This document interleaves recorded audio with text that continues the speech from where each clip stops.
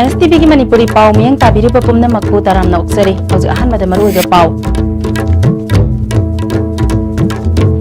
क्वाथा खुनौदा kilometre अहमरोम मांगना border pillar युंगसिनबदा नतना गवर्नमेंट ऑफ इंडिया ना सब बॉर्डर पिलर कया खुंजासिंग खंगंदना युंगसिलमले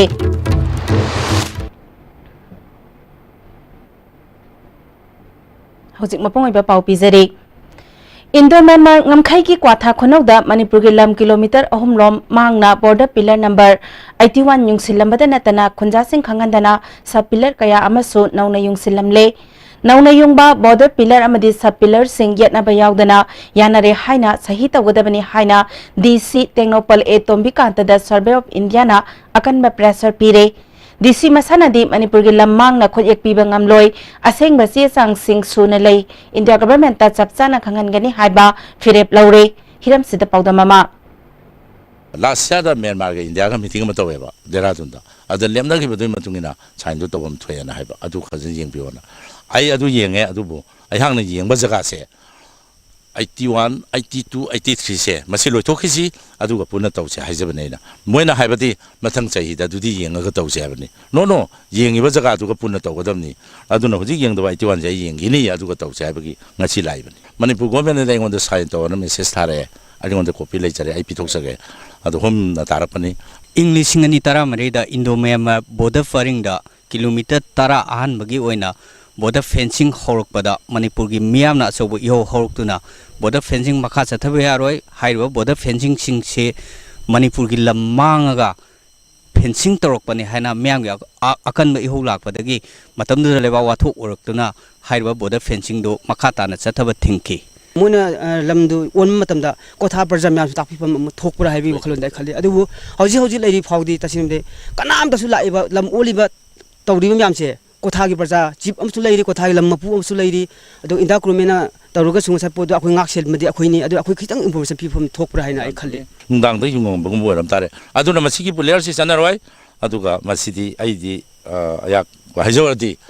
अयहांना मेप अमसु मंगोई ममांग दे हाइजरoi को अदुगी मतिक चाबा प्रमाण आइना पुथोकसरकनी ये अप्रैल मई में बनाया है अप्रैल में इसी साल का अच्छा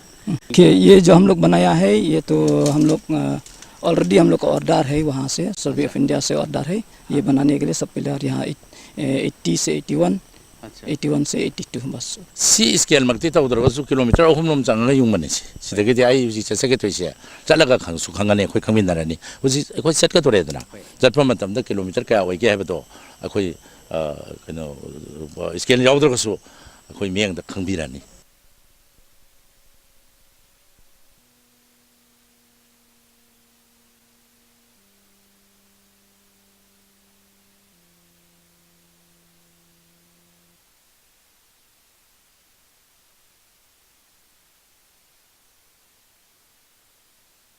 मफम सी इंग्लिशिंग अनि अमा अदाय फावदा अखोइ मणिपुर की बाउंड्री ओरमी मफम सिदा बाउंड्री पिलर लेरमी मफम सी मणिपुर की लमसरु ओरमी अदु ngasidi मचेत लोक्सिन खिदुना मफम सिदगी किलोमीटर अहुंगुम चंगसलगा क्वाथा खुनौगी बाउंड्री सि लैख्रबनी लमसि मोइना लोक्संगरे हाइबतो अदुइ मतंगदा खैतंग आइना सुसुम खंगनिंबा लोक्सलिब्रा लोक्सनदब्रा मदुगिना खैसेंगदबा मदि इरे लेना बाइतारे मदुदि सुमफम थोकते मोइगी ओइगिदि हाना ओइगिदबनि नको होजि ओइफम थोकति हाइबा से याना दुम दंग थमजरम मसि करे हाइतारे मनदोप थमदना मोइना थम गोतना नौनगी बै खुइग लेतबनि ना आइना लोसले काइना सम इनकोर्सर की टाइम नि मदुदि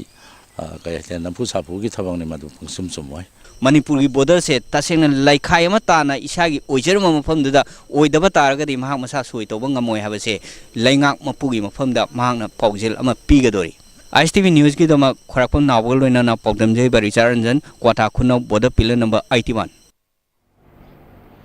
मोरे बाजार लेबा खानोंपोक अपनमेंट नुपी लुप के ऑफिस ता Manipur state legal services authority की मिटिंग मखादा डिस्ट्रिक्ट लीगल सर्विसेज अथॉरिटी सांदेल अमदी अपनमे इमा लुप मोरेना सिंधुना नौमगी ओइबा लीगल अवेयरनेस प्रोग्राम अमा पांगथोखरे थरमदुदा खानोंपोक अपनमेंट नुपी लुप मोरे की प्रेसिडेंट टीएस इबेमल नुपी खुनाई चौखत लमजिंग लुप मोरे की प्रेसिडेंट टीएस जमुना अमदी मोरे की ओसी लेटखो हाउना मरु ओइबा मियोय सिंग ओइना सरुक यारे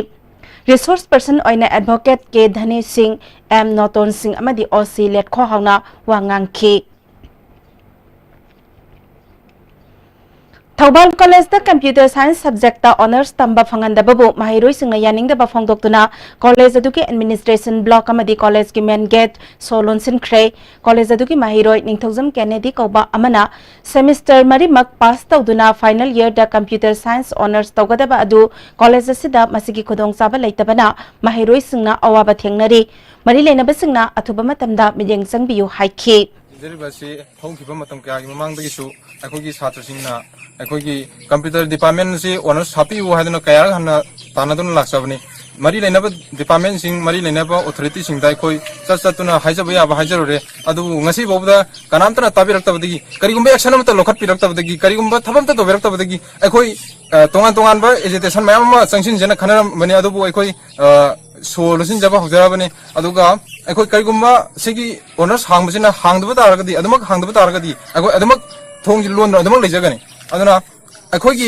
aikoina tanajariba honors hangjage honors hangbiu lek tamhanbiu habisde yabili basi karigino sisu mari neneba singna aikoida bhab akoi hayani aduga aikoigi honors hangba habisida government gi side gi natraga any kaiguma side amadagi kaiguma mata senthum changada tingada so leitre aikogi hana darkar leiba infrastructure sing walam basing adu so hojik lone surabani aduna hoji bobo honors hangna leiba habise aikogi career mangu haribra natragana aikogi chhatra sing lekta tolo haribra hai wo phom sing jina maram waraga aikoi ngasi college ajibo administration amadi lone block ta sinjabani aduga thongna sinjabani hoji marak thana ten break amatang laujari Chabada Hauraba, Haksang Soktaba, Bohagi Mustard Oil, the taste of Assam. Distributor Oining Basingna, mobile number +917578007064. Guwahati da contact to Yagani. Bohagi Mustard Oil. Benasha Coaching Center, the best and the only trusted coaching center in Imphal. Benasha Coaching Center gi ojasingna aina exam gi sem saba matamda yamna mating pangbikhi aduga BCC dagi aina phangakhiba study material regular mock test suggestion na chingbasing yamna chanakhi SSLCE thagadaba singna topper oina bagi damak matamga junaraba coaching center asibu miyamna thajaba thambiu. Are you confused about your career after 10+2? If yes, then get in touch with SS Career Solution, 2nd floor Gypsy Building, Pauna International Market, Pauna Bazaar. Best Career Counseling Center in Manipur. Hakchangi labor sorakpadagi producing aktaba, hakchang choktarba, tumba chaba yaraktaba, khong hama numayaraktaba singidabak, amatta ngaraba upaidi, Jolib syrup, amasu Jolib capsule wo changne sinabiyo.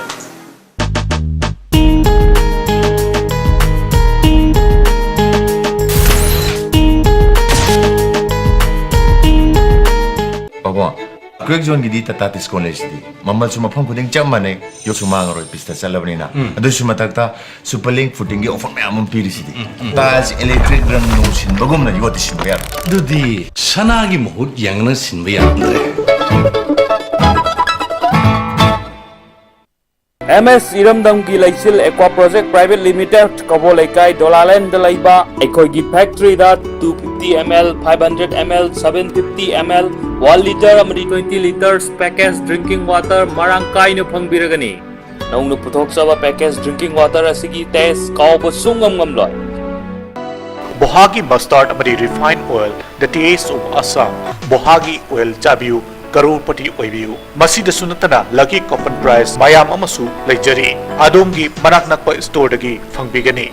Movel Furniture. Monsoon season gi oina Movel Furniture Imphal na Manipur Miyam da Mega Furniture Sale Shadani Fu Fawgi discount pizzeria. Asida natana modular kitchen khakta oina lebiba matamda dining set ama kudol oina tamjari. Nasimuk lengsin biraksi Movel Furniture, Waketel near Imphal College. aina isasinsi medical profession se chaning bedagi karamba mafamda afaba oza kraida legadagi haina khirakpani last aina committee jabani ain binita ning thaujam ai handak ni 2018 sida manipur ge oina top ta jaban every week this series na pangthok ni exact question jing je angang sina parikha ja changor kan angang harauna nolga tholokpa net exam ge oina hayaga di manipur pumbada comet sina care lobby base yamna hengadra haiba ai thajaban